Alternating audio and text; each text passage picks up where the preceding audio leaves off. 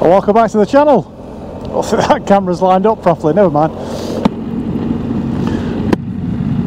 You're not going to be watching me, I'm watching this one. So, in this video, I'm going to give you 5 tips, 5, to improve your smoothness. So let's start by looking at smoothness and why it's important. Try to be as smooth as you can on the bike. You give the bike sudden or rough inputs, it's much more likely to lead to a loss of stability, and a loss of stability can very quickly lead to a loss of control of the bike. The reason for that is if you rough with the bike's controls, you are suddenly asking the bike to react to your input, and a bit like a sleeping dog, you don't want to sneak up on the bike and suddenly expect it to react to an input from the brakes or the steering or the accelerator. We want to let the bike know what we're going to do. We want our inputs to be gradual, tapered, however you want to describe it, and to give our inputs to the bike in a way that it's going to react. It's going to know what we want it to do, it's going to react perfectly, and it's going to give us an output from the input that we give to the bike. So let's go through those 5 tips, and the first one doesn't actually relate to how you use the bike's controls at all. The first one is about where you look. So the first tip I'm going to give you in relation to being smooth on the bike is look as far ahead as you possibly can. If you look short on the bike, if you just look at the next corner or the next vehicle in front of you, you are going to react to that, and you're not going to have much time to react to it because it's here.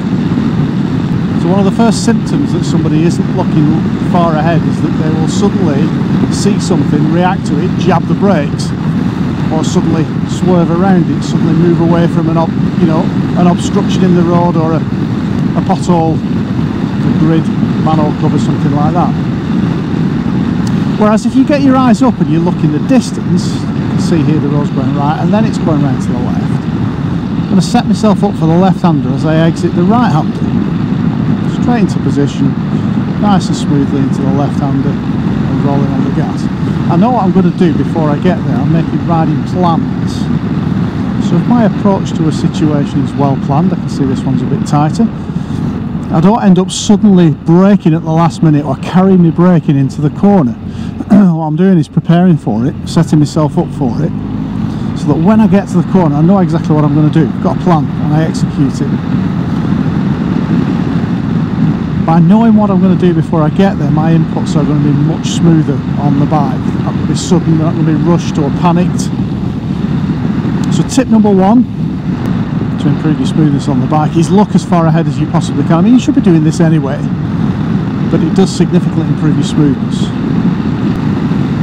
Tip number 2, again, not really to do with how you use the bike's controls, but tip number 2 is just relax on the bike. My biggest fault as a new, inexperienced motorcyclist was that I was as stiff as a board. My hands were going numb, I was gripping on that tightly. Gripping on the bike for grim death. Now, if you are stiff on the bike, if you are tense, if you're gripping on for dear life, that translates itself into the bike. So the bike feels that. What happens is the bike's reactions to your inputs are also stiff, uncompromising. It'll react to your inputs, but it won't feel very nice. It'll feel like you're wrestling it round corners and through bends. And that stiffness as well will make you really uncomfortable after a short time on the bike. Your shoulders will stiffen up, your hands and arms will stiffen up, your backside, you'll end up with cramps, you'll end up really uncomfortable on the bike. So, tip number 2 is just try and relax, try and remind yourself every now and again that we do this because we enjoy it. And if you're enjoying the ride, you're more likely to be relaxed on the bike. Drop your shoulders every now and again, just shake it off a little bit, shake your shoulders off and relax. And you'll find that when you drop your shoulders, your arms drop a little bit, your head's up, find that the bike just flows into corners and flows through bends really nicely. rather than really stiffly chucking it into corners, you'll be nice and relaxed. The bike will be relaxed with you. Because believe me, the bike's almost a living, breathing thing. It senses your emotions on the bike, it senses the tension, knows if you're stiff and uncomfortable, and it will react much better if you're nice and relaxed, your shoulders are down, you're comfortable on the bike. Now the next tip relates to braking. Now braking is somewhere that a lot of people get a bit wrong in certain ways. There's a really common fault with braking, and that is not finishing it off properly. But let's talk about what we're looking to achieve with our braking. We're coming up to this 30 limit now. What I'm looking to avoid on the brakes is a sudden stab on the brakes to bring the bikes down, and then a sudden release of the brakes. If we're sudden, if we're rough, if we're stabby with the brakes, we are immediately asking that front tyre especially to go from nice and relaxed to suddenly slowing the bike down. Now it's not too bad on a day like this, weather conditions are nice, the road surface isn't brilliant, but it's alright.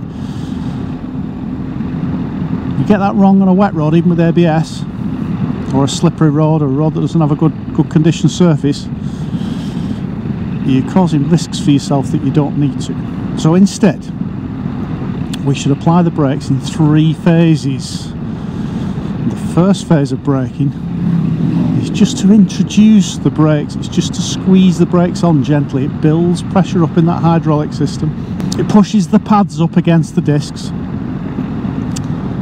it starts the bike slowing down gently, it lets the bike know what we're going to do. So the initial application of brakes is a gentle introduction of the brakes, starting to build that braking force up.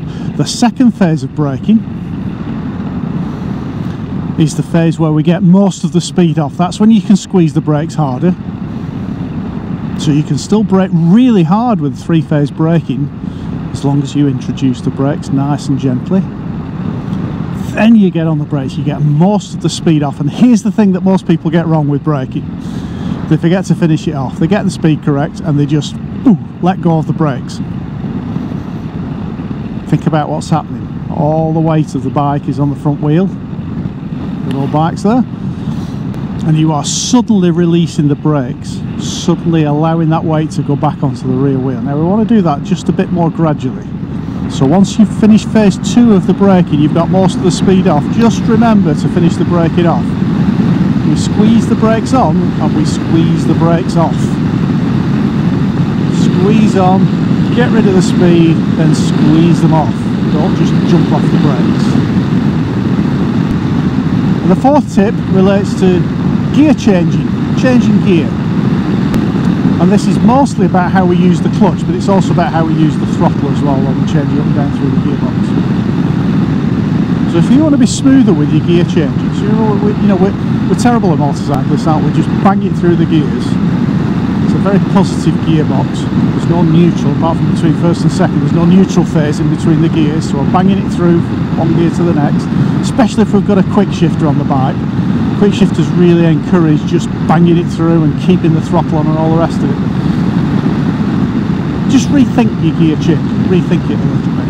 Think about the clutch. Remember, you can pull the clutch in as quick as you want, it won't affect smoothness, but it's the way you release the clutch. And I'm bad for this sometimes. I suddenly have to check myself because I'm just letting go of the clutch.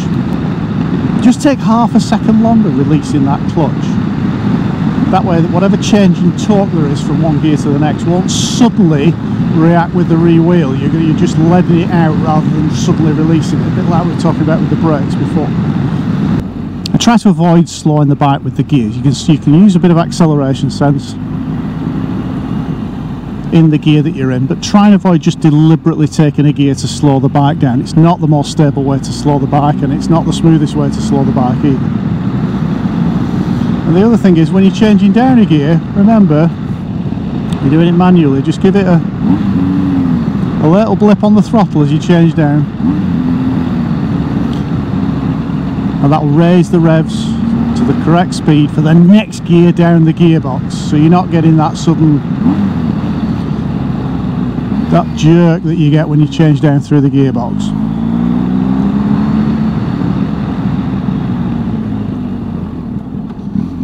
And the last tip, and this is my favourite one, I've made you wait for this one, my last tip relates to steering. This is something I've sort of developed myself over the last few months. I've been thinking really carefully about counter steering and how it works. So I'm sure most of you have been taught counter steering at some stage, conscious counter steering. You don't need to be taught counter steering, it's how you steer the bike, it's how you've always steered the bike, bicycle, since you're the age of 3 and you put your leg over a scooter or whatever, you've been counter steering into corners, you've just not realised.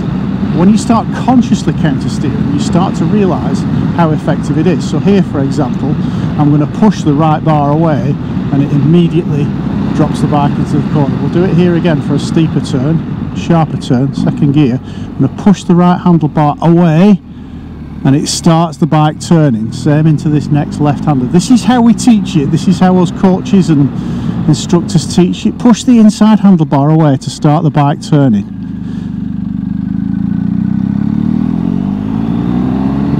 Actually, first gear there, never mind. So yeah, the way that counter steering is taught is, instructors will say to you, so you're approaching a right-hander, push the right-hand handlebar away. You're approaching a left-hander like this one, push the handlebar away. And what you get is an immediate reaction from the steering. The bike immediately reacts to that. You get a really nice positive turning, and it's a nice way to teach people initially how counter steering works. Approaching the left-hander, you push that left-hand bar away. But I want you to try something different now, because I found a smoother way of using counter steering. And that is, rather than pushing the inside bar away, what I want you to do is pull the outside bar in towards you. The reason this works so well is that a push is just a bit of a rough input. It comes from the shoulder, here. Hello. Very enthusiastic passing. Or it comes from the shoulder here. So here it's a shoulder push in, and that's why the bike suddenly tips into the corner. It's very positive. But a pull comes from the forearm. It comes from almost from the wrist and the forearm, and it's more gentle, it's more progressive. So here I'm going to pull the right hand bar and I get a more progressive turn into the corner. Up ahead here I'm going to pull the left hand bar as we turn into this right hander, so pull it gently towards me, and it's a much smoother input. Here again I'm going to pull the left hand bar and it just more progressively turns into the corner. Still counter steering, still using the same technique, but I'm pulling the handlebars rather than pushing. Just keeping a constant little pull on that left hand handlebar. Pull the right hand bar there, just pulling it gently towards me. Next one is a left hander. I'm going to brake and change down to third. And I'm going to gently pull the handlebar towards me there to get it to turn in. Then I'm pulling the left side bar.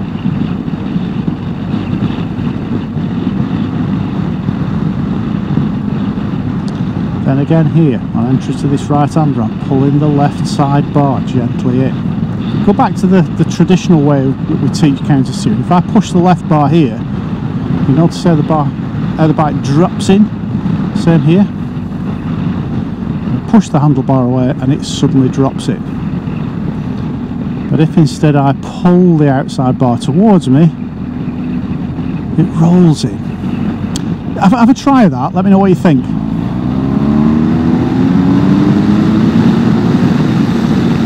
Just with a little bit more pace now. Pulling the outside bar in.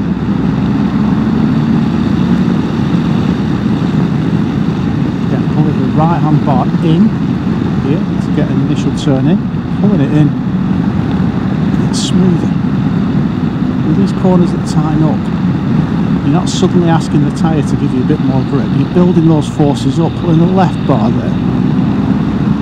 So that's my 5 tips for improving your smoothness on the bike. Let's just briefly summarise them. Look well ahead, plan well ahead, that way you'll avoid the need to make sudden inputs to the bike in the first place. Relax, keep your shoulders relaxed, stay relaxed on the bike. try to remove the tension, and that tension then won't translate itself into the bike and the bike's reactions to your inputs. Use three-phase braking.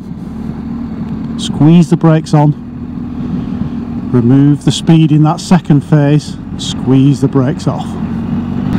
Try and be smoother with the clutch. When you're releasing the clutch on your gear changes, take half a second longer to release it. Try and match the revs on your way down through the gearbox. A little raise of the revs, a little blip really helps. And when you're counter steering the bike into corners, try pulling the outside bar in towards you rather than pushing the inside bar in. That should improve the smoothness of your initial turn into the corner and get the bike flowing a lot better through a series of corners. Go and have a go, let me know what you think. So that's it for this video. Hope you've enjoyed it, got something out of it.